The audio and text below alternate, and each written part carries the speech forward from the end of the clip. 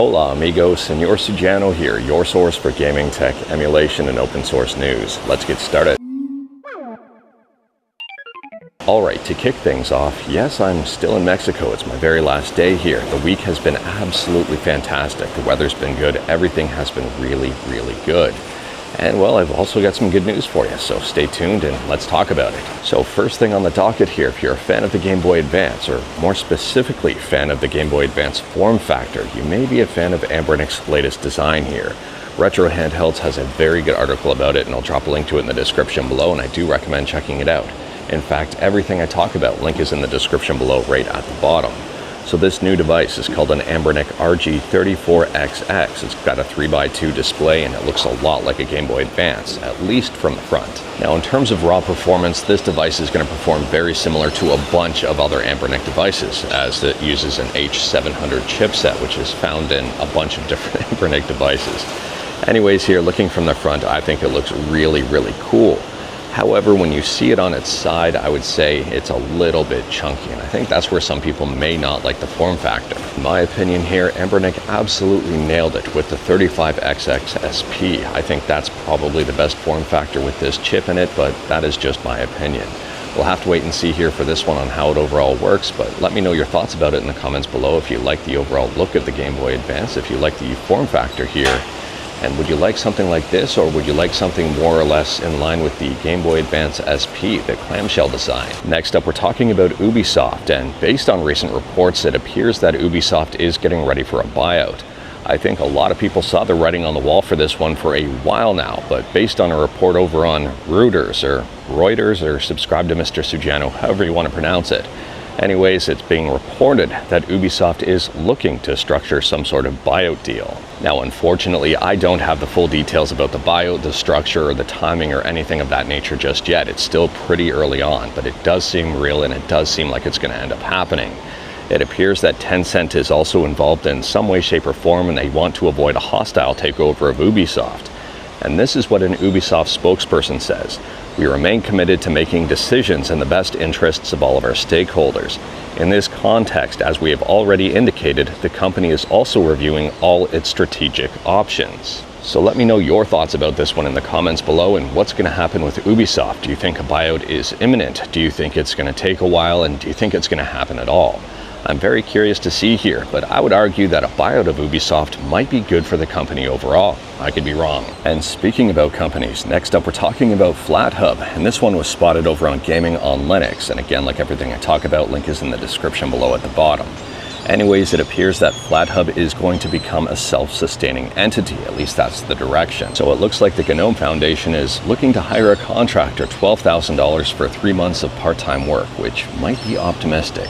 The contractor is to oversee the deployment of payment systems for applications and direct donations to Flathub operating cost, finalize governance documents and convene a simple governing body for Flathub, establish and manage bank and Stripe payment processing accounts, finalize and launch terms of use and developer agreements, coordinate handling of accounting operations and expenses with the GNOME Foundation, and ensure transparency through clear communications and documentations for the community. I think that is asking quite a bit for $12,000 and 3 months of part-time work. But we'll have to wait and see here. I mean, this may be a very good thing for Flathub. I could be way off base with that line of thinking. And if I am, let me know in the comments below. I mean, realistically, in the Linux community, a lot of stuff is done for free and by volunteers. And well, at the same time, $12,000 may go a really long way. Again, let me know if you've got experience with that stuff and if you think it's going to cover it. Next up, we're talking about PlayStation 3 emulation with RPCS3. And RPCS3 is teasing the community just a little bit here.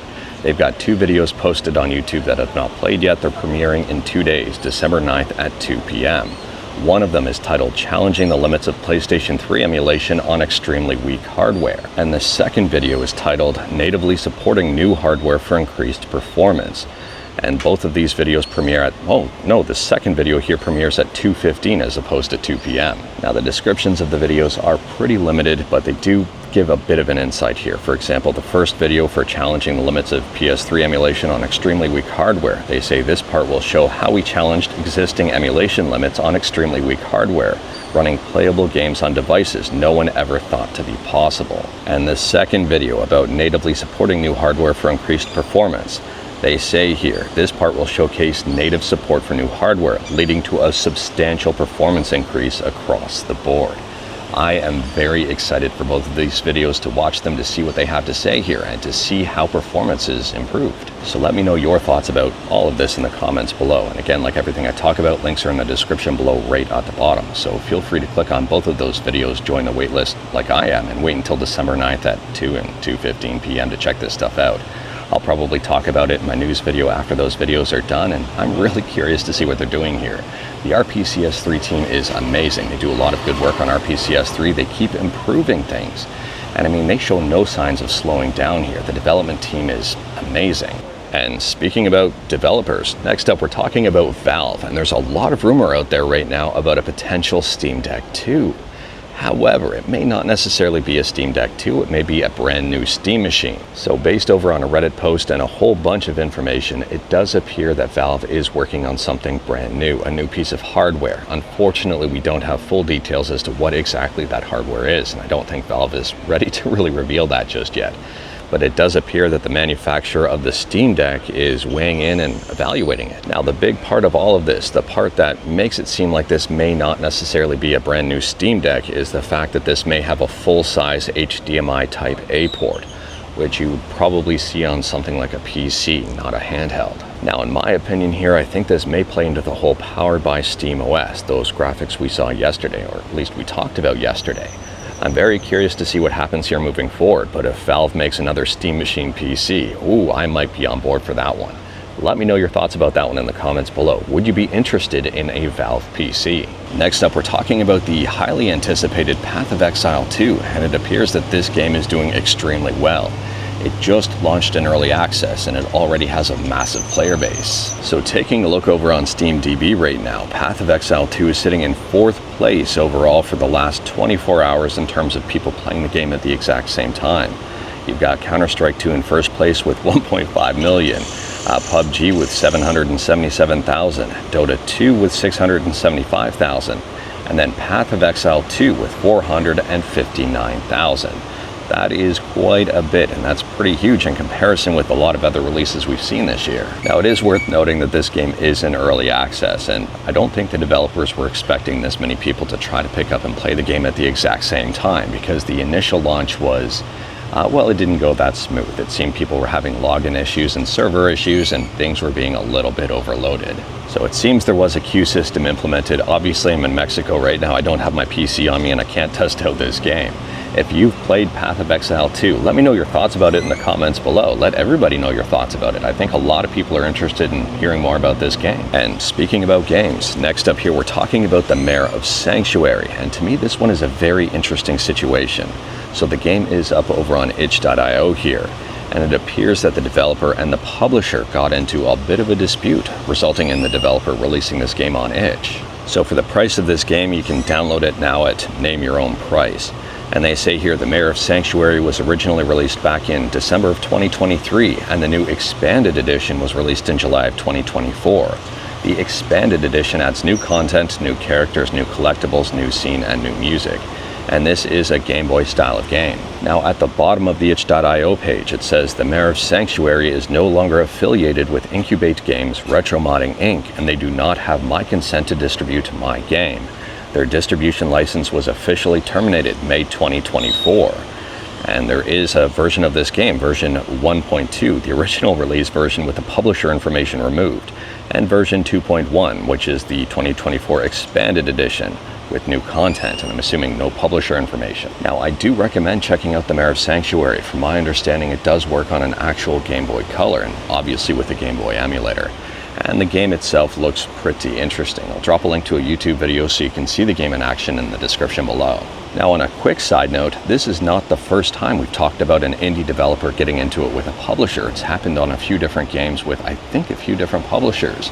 I'm hoping this trend doesn't continue moving forward, but it just seems to be a very rocky year for relationships between indie devs and publishers. And speaking about publishers, I guess, last up here we're talking about limited run games, and it appears that limited run is in yet another controversy. They've had their fair share of them this year, in my opinion here. This is the latest post over on Reddit. Tomba is 1.0.0, LRG lied, took your money and don't care. Tomba on Switch comes with 1.0.0, no patches on cart. Josh said they would wait for the patch with the game-breaking bug to be on cart. Was clearly a lie. They have everyone's money and are now blocking anyone who questions this on Discord or Reddit. Now, interestingly, this Reddit post also comes with receipts. So Mario on Twitter says, I heard the Tomba carts are in manufacturing and there is a game-breaking bug. And Josh Fairhurst says they are not in manufacturing. They will not be manufactured without the patch we released yesterday on Switch, which improves stability and fixes other issues. And yeah, based on the screenshot here, it appears that someone received their game and plugged it into the Switch, and it says version 1.0.0, which means no patch was applied to it. Now, as for my opinion on the matter, I think this is, it's very disappointing. I mean, LRG has been involved in, I would say, a few controversies this year based on quality and, well, some unhappy customers. I'm trying to put it lightly. Anyways, here it's just, I used to really like LRG and I don't really like them that much anymore. And it's because I've seen a lot of stuff like this, and being real here, I mean, this is not stuff you want to see as a consumer, as someone who's a big fan of collecting games, and as someone who wants to be able to play very good quality products. It's just really not a good look. I'm hoping LRG turns it around. I'm hoping they take customer feedback here, and I'm hoping they can avoid future controversies. But let me know your thoughts about LRG in the comments below. And last up here, because I didn't want to end the video on a negative note, especially on vacation in Mexico. Anyways, here, if you're on Linux and you like to be on the cutting edge, but you also like stability, it turns out that Linux kernel 6.12, which was released this November, is going to be an LTS kernel, which means it gets support for 2 years. On top of that, there's a chance that this kernel will be supported for 4 years. Now, I think 2 is the minimum and 4 is optimistic, but at the same time, if a lot of people are using 6.12, if a lot of distros use 6.12, there's probably a good chance it gets supported for 4 years. This is great news, in my opinion, for Linux users. But anyways, that is all I've got for you in this one. Straight to the point, all stuff and no fluff, or I guess maybe some fluff's flying around in the background. We talked about a bunch today. Let me know your thoughts about absolutely any of it in the comments below. If you liked this video, leave a like. If you didn't like this video, leave a like. Hit that subscribe button, check out my other videos. Don't tempt fate, save your state.